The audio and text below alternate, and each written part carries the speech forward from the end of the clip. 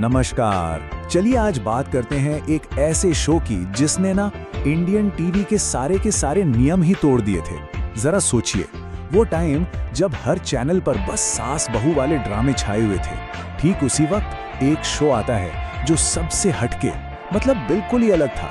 नाम था प्यार की ये एक कहानी। तो चलिए थोड़ा सा टाइम में पीछे चलते हैं, साल 2010 याद करने की कोशिश कीजिए। जब टीवी ऑन होता था तो स्क्रीन पर आखिर दिखता क्या था? कौन सी कहानियां थीं जो हर घर में छाई हुई थी? जवाब है सास बहू के ड्रामे। हर तरफ हर चैनल पर बस फैमिली ड्रामा का ही बोलबाला था। कहानियां भी लगभग एक जैसी, किरदार भी मिलते जुलते। ऐसा लगता था जैसे इंडियन टीवी एक ही धर्रे पर चल रहा हो, कोई वैरायटी ही नहीं थी। और ठीक इसी माहौल के बीच एक शो ने एंट्री ली जिसने सच में सब कुछ बदल कर रख दिया।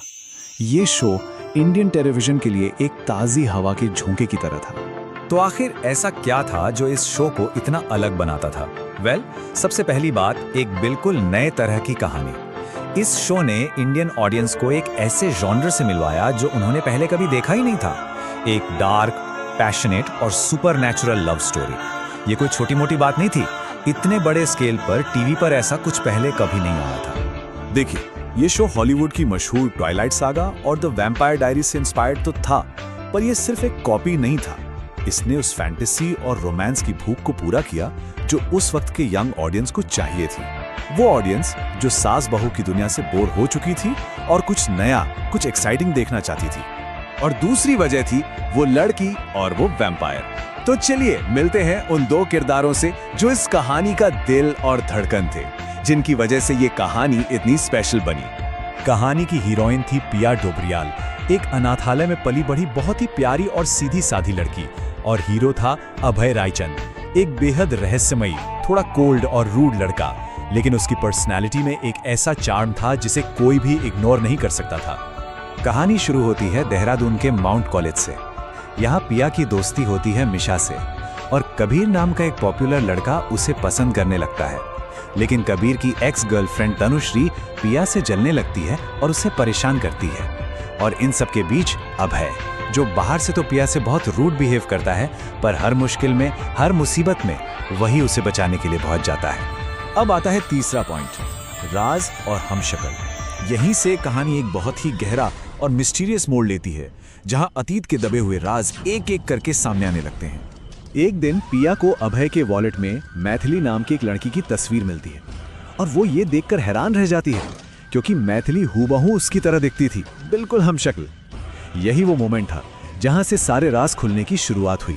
फिर पता चलता है कि मैथिली 200 साल पहले एक राजकुमारी थी और अभय उससे बेइंतहा प्यार करता था।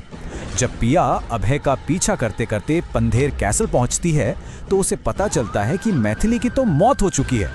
अब सवाल ये था कि अगर मैथिली मर चुकी है तो पिया कौन है और वो मैथिली जैसी क्यों दिखती है? और फिर धीरे धीरे पिया को ये महसूस होने लगता है कि अभय के आसपास कुछ तो अजीब है, कुछ तो नॉर्मल नहीं है। और आखिरकार वो सबसे बड़ा राज खुलता है। अभय एक 200 साल पुराना वैम्पायर है और उसका पूरा रायचंद परिवार वो भी वैम्पायर्स हैं जो इंसानों के बीच अपनी पहचान छिपाकर रह रहे हैं।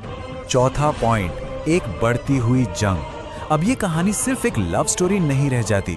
मैदान में अब नए और कहीं ज्यादा खतरनाक खिलाड़ी उतरते हैं और ये सुपरनैचुरल दुनिया की जंग और भी बड़ी और खतरनाक हो जाती है।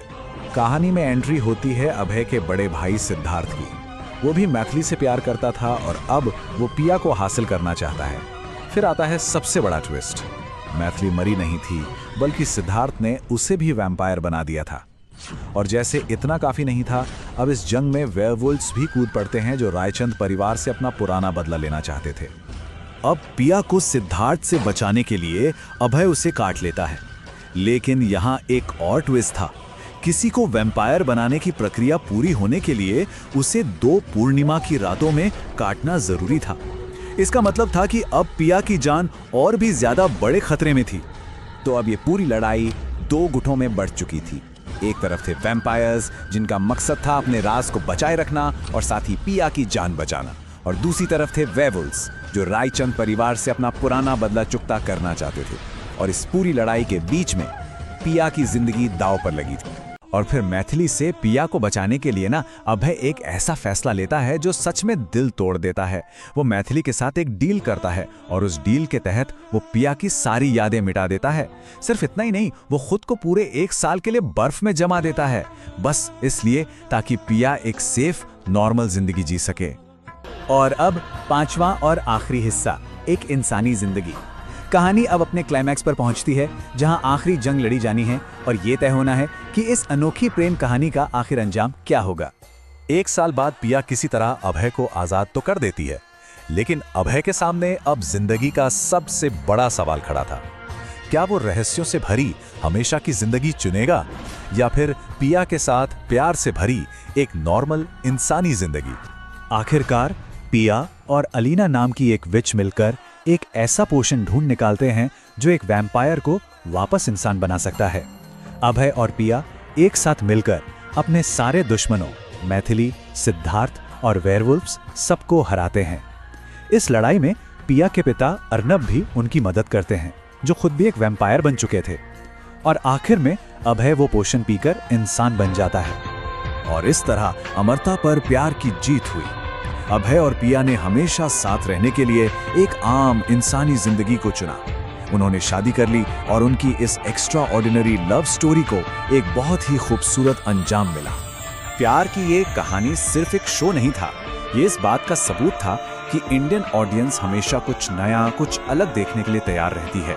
इस शो ने साबित कर दिया कि एक डार्क सुपरनैचुरल लव स्टोरी भी दिलों में अपनी खास जगह बना सकती है। और शायद यही वजह है कि इतने सालों बाद भी लोग इसे भूल नहीं पाए हैं।